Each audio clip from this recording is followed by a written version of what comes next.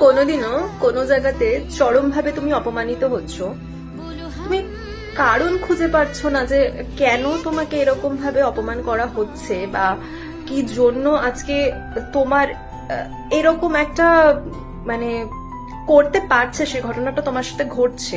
কারণ কোনো কিছু তো এমনি এমনি ঘটে না, সেখানে একটা প্রশ্রয় পাওয়ার ব্যাপার থাকে।